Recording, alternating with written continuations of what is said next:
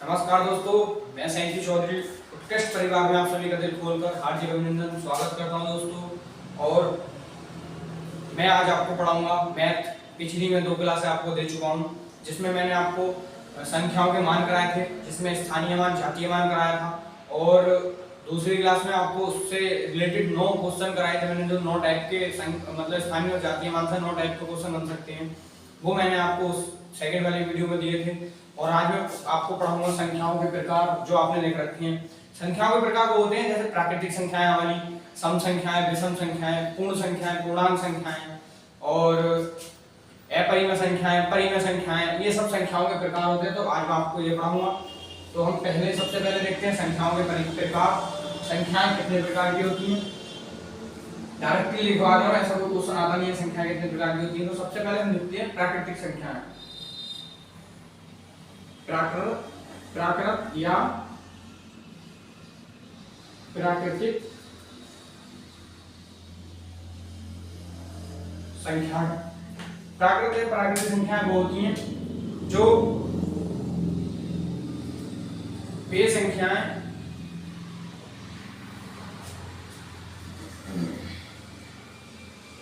जो 1 से 9 तक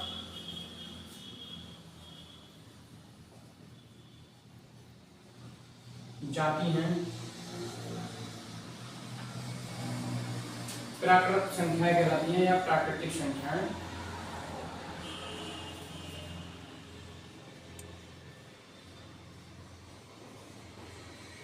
ठीक है, एग्जाम्पल में हम समझेंगे जैसे 1 2 3 4 5 6 7 8 9, बस ये हमारी प्राकृतिक संख्याएं हैं।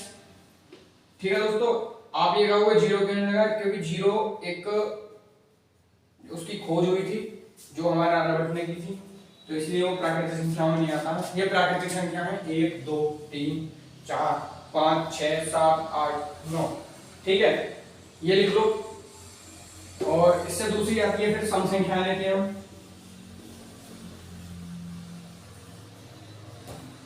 सेकंड नंबर पे आती है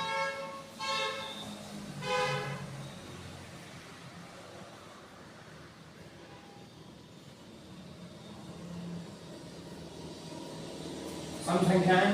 तो देखो वे संख्याएं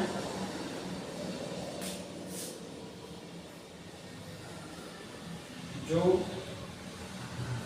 2 से पूर्णतः विभक्त होती हैं,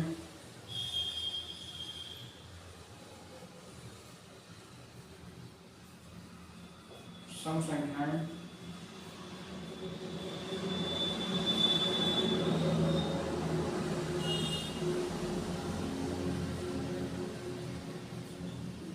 कहलाती हैं प्रथम मार्ग जमीन खत्म हो जैसे 2 4 6 8 10 12 और ये हमारी इनफाइनाइट तक होती हैं, कुछ नहीं कह सकते, कहाँ तक चलेंगी। तो मतलब वे संख्याएं जो मतलब 2 से पूर्णतः विभक्त होंगी, जिनके अंत में 2 4 6 8 तक आएगा बकाया, तो और 0 भी आएगा।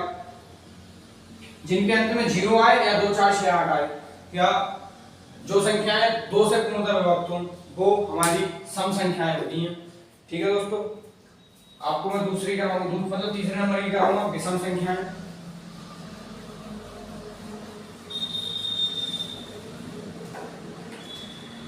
तीसरी है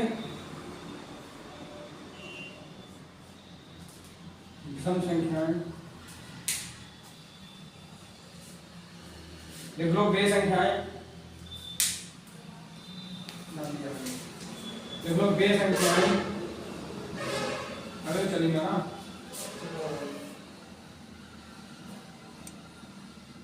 देख लो वे संख्याएं जो 2 से विभक्त ना हो।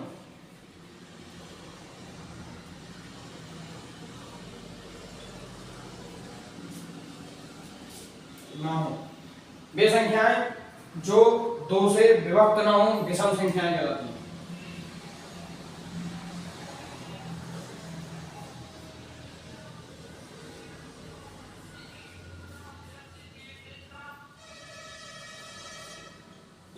ठीक है, इसके उदाहरण लो 1 3 5 7 9 ये भी अनंत तक जा सकती हैं, कहीं तक हो सकती हैं, ये भी इनफाइनाइट तक जा सकती हैं, कहीं तक भी हो सकती हैं। ठीक है, अब इसमें दो एक क्वेश्चन बनते हैं दोस्तों जो इस प्रकार से पूछे जाते हैं। मान लो क्वेश्चन पूछ लिया जाता है सबसे छोटी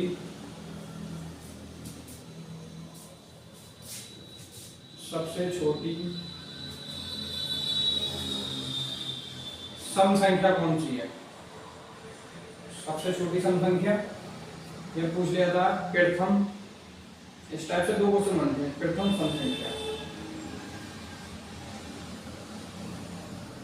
ठीक है, दो क्वेश्चन बनेंगे ऐसे ही, इसमें बनेगा सबसे छोटी, विषम में बनेगा सबसे छोटी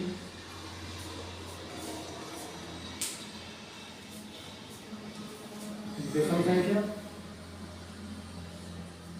और बनेगा प्रथम विषम संख्या।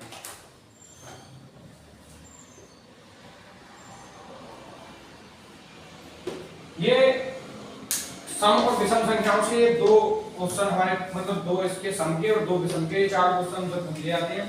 तो इसमें सबसे छोटी जो सम संख्या आएगी वो 0 है, मतलब कायदे में आप कहोगे 2 क्यों नहीं आई है, बताऊंगा अभी आगे चल के। और ये प्रथम सम संख्या जो आएगी वो 2 आएगी। ठीक है, 0 क्यों है वो भी बताऊंगा, बट आगे थोड़ी सी एक संख्या और आएगी आगे जो आपको वहां पर क्लियर कर दूंगा 0 क्यों है। सबसे छोटी विषम संख्या जो है वो 1 है और प्रथम विषम संख्या भी 1 ही है। तो ये 4 क्वेश्चन इनसे बनते हैं जो आपकी स्क्रीन पर है। ठीक है, इस टाइप से क्वेश्चन पूछ ले जाते हैं उससे, और ना तो उससे क्वेश्चन आते ही आते हैं वो प्रथम 5 अप्राकृतिक मतलब प्राकृतिक संख्याओं का योग बताओ, इस टाइप से क्वेश्चन तो आते ही आते हैं। तो आपको ये संख्याएं ज्ञात होनी जरूरी है, आवश्यक है। ठीक है, चौथी होती है हमारी पूर्ण संख्या।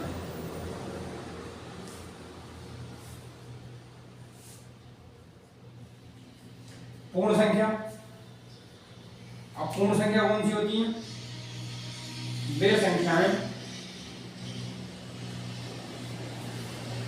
जो 0 से शुरू होकर अनंत तक जाती है, पूर्ण संख्या कहलाती है।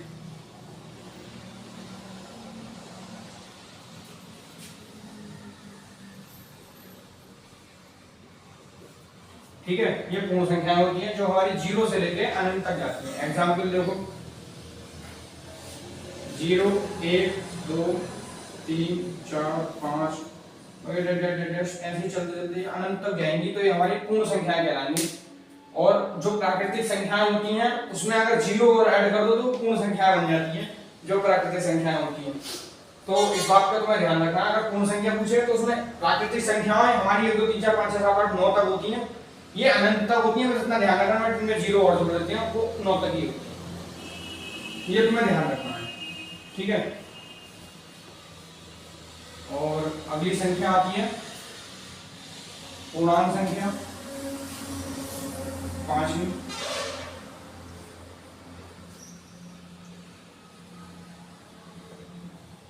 पूर्णांक संख्या, इसकी परिभाषा देखो, ऋणात्मक अनंत से लेके अनंत से धनात्मक अनंत तक जाने वाली संख्या पूर्णांक संख्या होती है। जाने वाली संख्या पूर्णांक संख्या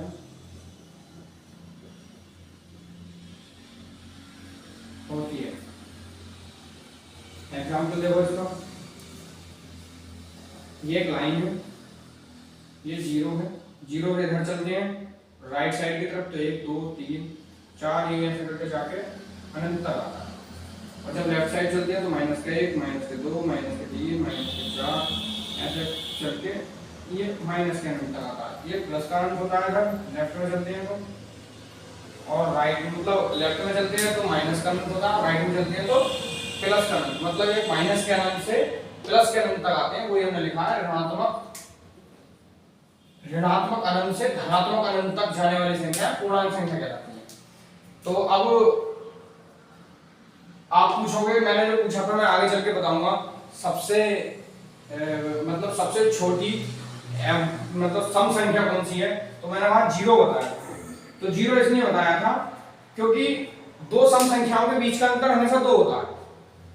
मान लो मैंने 2 ली और 4 ले ली, अगर इनका अंतर करूंगा तो 2, कितनी बड़ी संख्या ले लूंगा, दो सम संख्याओं के बीच का अंतर अगर वो लगातार दे रखी है तो हमेशा 0 आएगा। दो विषम संख्याओं के साथ मतलब बीच का अंतर भी 0 आता है। मतलब 3 ले लो, 1 ले लो तो 2, 5 3 लोगे तो फिर भी 2, अगर हम 9 और 7 लेंगे तो फिर भी 2, ये भी विषम है, ये भी विषम है, ये भी विषम है, ये सब है, तो इनके बीच का अंतर जो होता है वो हमेशा 2 होता है। तो जब 2 होता है तो अगर हम यहां से लेंगे तो जब प्लस के 1 से माइनस के 1 पे चलेंगे तो अंतर 2 का आ रहा है, मतलब एक ही संख्या बीच में आ रही है। जब 1 से 3 पे चलेंगे तो भी एक ही संख्या बीच में आ रही है, और जब 3 से 5 पे जाएंगे, माइनस का 5 होगा तो भी संख्या बीच में आ रही है। लेकिन अगर एक तो हमारी सम संख्या होती है, सम संख्या होती नहीं है, तो अगर हम -2 से अगर +2 को पाएंगे तो संख्या 2 बीच में आ रही है, 1 2 3 संख्या 3 बीच में आ रही है, जो कि आनी चाहिए बीच में एक संख्या। तो अगर हम 2 पे ना लेके और अगर हम 2 को 0 पे लेते हैं तो संख्या एक बीच में, और फिर 0 से जब 2 पे लेते हैं तो संख्या इसमें भी एक बीच में, ये भी एक बीच में, तो सम संख्याओं का जो अंतर होता है वो हमेशा 2 होता है। ये बात आपको ध्यान रखना है। लेकिन उसमें जो बीच में संख्या आएगी वो हमेशा एक आती है। तो ऐसे ही अगर हम 0 ने लेकर डायरेक्ट 2 से 2 को मिलाएंगे तो संख्या जो उसमें 3 बीच में आ रही है, जो का अंतर उनका 4 बैठना। तो इसलिए हम ये ना करके हम 0 को सम संख्या में मान लेते हैं कि ये सम संख्या है। तो इसलिए अगर कभी भी क्वेश्चन अगर तुमसे पूछा जाए कि सबसे छोटी सम संख्या कौन सी है, तो तुम्हें 0 लगा के आना है। ठीक है, तो यही समझाने के लिए मैंने बोला था कि आगे मैं इस बात को समझाऊंगा, ये समझ गए हो तो ठीक है। आगे बढ़ते हैं, ये बात हमेशा तुम्हें ध्यान रखनी है।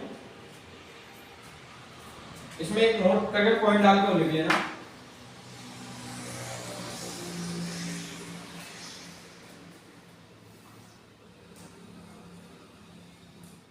ऋणात्मक यानी कि माइनस में जो संख्या 0 के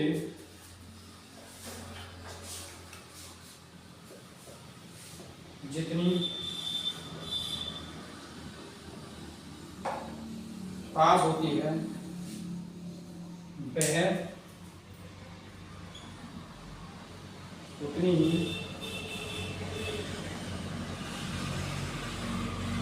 बड़ी होती है। ये नोट करके पॉइंट डाल कर लिख लो कि जो संख्या 0 के जितनी पास में होगी, ऋणात्मक में जो संख्या होगी, प्लस में तो जितनी दूर की होगी वो उतनी बड़ी होगी, लेकिन ऋणात्मक में जो पास की होगी, ऐसा मैंने ये लिखा था, तो वो 2 जो है वो 1 से छोटा है और 1 2 से बड़ा है, 2 3 से बड़ा है। ये 0 के जितनी करीब संख्या होंगी वो उतनी बड़ी होती चली जाएंगी। ये बात तुम्हें ध्यान रखनी है और इस पर अमल भी करना है। ठीक है, आगे चलते हैं। लिख लो अभाज्य संख्याएं, नंबर 6 डाल के।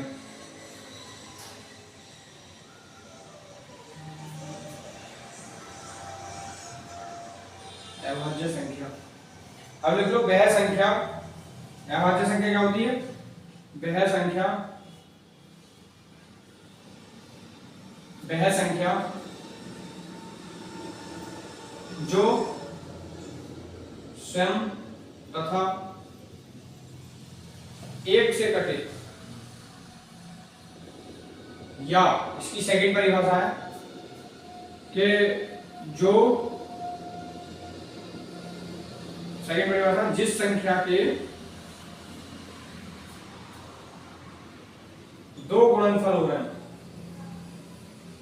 गुणनखंड, जिस संख्या के दो गुणनखंड हो रहे हैं, दो गुणनखंड हो, वह अभाज्य संख्या कहलाती है।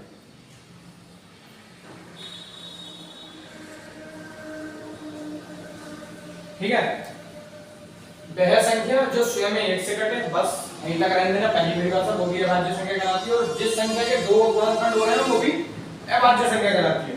इस बात का तुम्हें ध्यान रखना। एग्जाम्पल ले लो,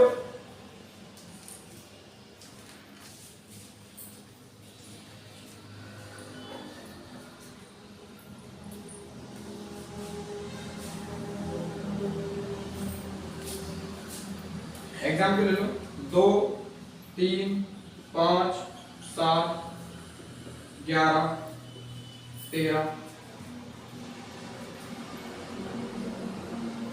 17 19 23 29 31 37 37 के बाद 41 41 के बाद 43 के बाद 47 के बाद 51 52 53 53 के बाद 57 53 के बाद सीधा 61 53 के बाद 59 फिर 61 फिर 67 फिर 71 फिर 73 फिर जो है 81 मतलब 79 फिर 83 फिर 89 97 यही होती है। ठीक है, 1 2 3 4 5 6 7 8 9 10 11 12 13 14 15 16 17 18 19 20 21 22 23 24 25। ठीक है, यही 25 संख्याएं होती हैं 100 तक।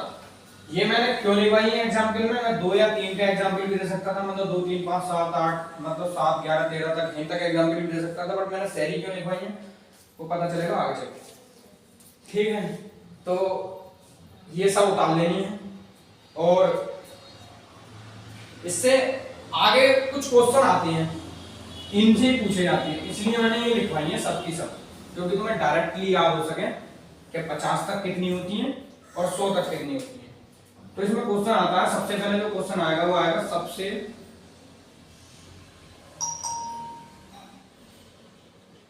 छोटी अभाज्य संख्या। ठीक है, फिर आएगा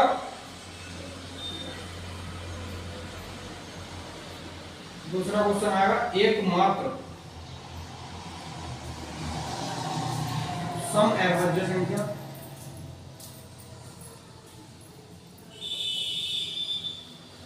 तीसरा क्वेश्चन आएगा 50 तक अभाज्य संख्या। चौथा क्वेश्चन आएगा 100 तक अभाज्य संख्या। ठीक है, 2 क्वेश्चन और हैं, बाद में लिखवाऊंगा, 2-3 क्वेश्चन है, अभी इन 4 को देख लेते हैं। पहले से देखो, एकमात्र सम अभाज्य संख्या है 2, 2 से छोटी चलिए, 2 से छोटी कोई अभाज्य संख्या नहीं होती है, ना वो सम होती है। तो एकमात्र सम अभाज्य संख्या जो है वो 2, और 50 तक अभाज्य संख्याएं हमने इसलिए ये 100 तक लिखवाई है मैंने, क्योंकि 50 तक जो अभाज्य संख्या होती है गिने 1 2 3 4 5 6 7 8 9 10 11 12 13 14 15, तो मतलब 50 तक आ रही है 15। रोको क्या हुआ? ठीक है, मतलब 50 तक जो अभाज्य संख्या आती है हमने गिनी तो वही 15, 50 तक अभाज्य संख्या होती है हमारी 15, लेकिन ये पूछे 100 तक अभाज्य संख्या, तो यहां तक तो हो गई 15, यहां तक 15, आगे गिनेंगे 1 2 3 4 5 6 7 8 9, 15 होते हमारे 24। ठीक है, 25 1 2 3 4 5 6 7 8 एक संख्या मिसिंग। हाँ, यहाँ तक हमारी होंगी 15। ठीक है, सॉरी वो 53 का ध्यान नहीं दिया। तो जब आयु गिनेंगे तो 1 2 3 4 5 6 7 8 9 10, 15 और 10 कितनी होती है? 25। तो 100 तक जब हम अभाज्य संख्या ज्ञात करेंगे तो उसमें निकलेंगे 25। अब वो डायरेक्टली क्वेश्चन पूछ दिया था 50 तक अभाज्य संख्याएं ज्ञात करो। जब तुम्हें 50 तक अभाज्य संख्या पता होगा कि 15 होती है, तुम डायरेक्टली क्लिक कर दोगे, लिख के देखने की तुम्हें कोई जरूरत नहीं है। इसलिए 100 तक अभाज्य संख्या है तो 25 लिख दोगे, लिखने की कोई जरूरत नहीं है, इसलिए मैंने इतना लंबा लिखवाया है। ठीक है, और नीचे को 2 क्वेश्चन हो रहे हैं वो लिखते हैं। इसमें दे रखा है 5वां क्वेश्चन, 2 अंकों की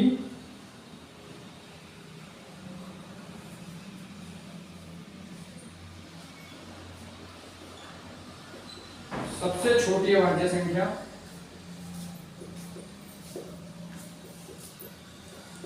वो होती है हमारी 11, क्योंकि 11 से नीचे कोई संख्या नहीं होती। 11 से नीचे सीधी 7 होती है, फिर तो 7 को 1 अंक की हो जाएगी, इसलिए 2 अंकों की सबसे छोटी 11 होती है। एक और है 2 अंकों की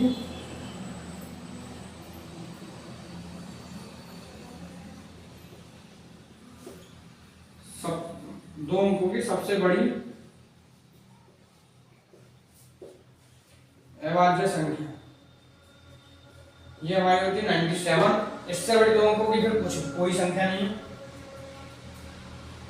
फिर वो 3 अंकों में पहुंच जाती है अगर वो अभाज्य संख्या है। तो अब तीसरा क्वेश्चन है, ये तीनों इंपोर्टेंट क्वेश्चन है और अलग ही है थोड़े ऊपर वालों से।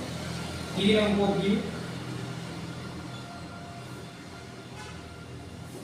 सबसे छोटी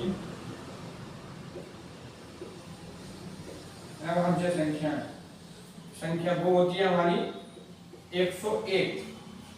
आगे लगा था 103, लेकिन वो संख्या होती है 101। ये इसलिए पूछ लिया मैंने 3 क्वेश्चन, बनने को तो 4 अंकों की बन जाएगी, फिर 5 अंकों की बन जाएगी, लेकिन मैंने इसलिए पूछे हैं क्योंकि ये डायरेक्टली एग्जाम में पूछ लिए जाते हैं। ये जो क्वेश्चन है वो डायरेक्टली एग्जाम में पूछ लिए जाते हैं। तो अगली संख्या है हमारी भाज्य संख्या। तो 7 नंबर डाल के लिखेंगे भाज्य संख्या। ठीक है, लिख लो वो संख्या या वे संख्याएं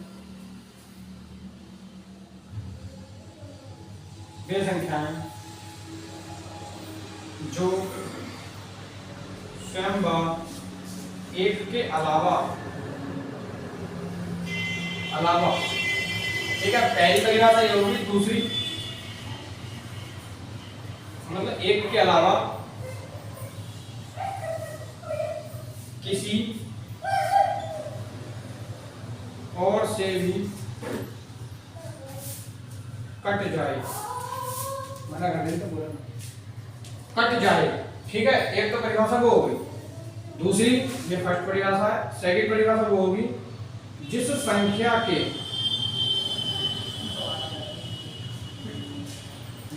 के दो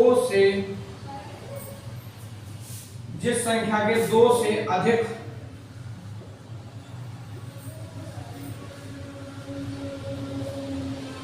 गुणनखंड होते हैं, देख लो भाज्य संख्या कहलाती है।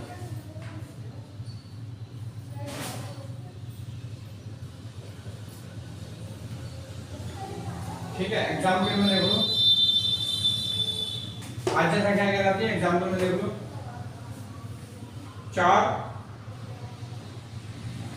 8 4 6 8 10 ये अनंत पर जा सकती है, अनंत तक। अब कैसे है 2 से अधिक गुणनफल कैसे है? 2 को हम जब तोड़ेंगे तो 4 को हम जब तोड़ेंगे तो 2 गुणा 2 गुणा 4 गुणा 1, इसके गुणनखंड बने 3, इसके गुणनखंड बने 3, एक 2 बना, फिर दूसरा 2 बना और फिर 1 बना। तो इसके गुणनखंड जब 2 बने 3 हो गए, तो इसके जब गुणनखंड 3 बने तो ये अभाज्य मतलब भाज्य संख्या हो गई, भाज्य अभाज्य संख्या नहीं हुई। अब हमने मतलब अभाज्य संख्या में 2 लिखा था तो इसके गुणनखंड बनते सिर्फ 2, 2 गुणा 1 तो एकम 2, लेकिन ये अभाज्य संख्या थी, ये भाज्य संख्या क्योंकि इसके 2 से अधिक गुणनखंड है इसलिए ये भाज्य संख्या है। तो यहीं तक रहने देते हैं दोस्तों, और अगली वीडियो में मैं लेके आऊंगा भी 3 संख्याएं रह गई हैं, सहअभाज्य रह गई है, परिमेय और अपरिमेय, और 3 ये संख्याएं रह गई हैं। और कल मैं कुछ सवाल कराऊंगा थोड़े से इससे रिलेटेड, जहां तक जितने सवाल बन सकते हैं उतने सवाल कराऊंगा, और कोशिश यही करेंगे हम कि आप जो हम करा रहे हैं वो यूपी तक मतलब अच्छी तरीके से हम उसे कवर कर सकें और एसएससी जीडी को कवर कर सकें, कोशिश हमारी यही है। और वीडियो आपको अच्छी लगी हो तो एक बार हमारे साथ जुड़ जाएं और ऐसी वीडियो पाते रहें।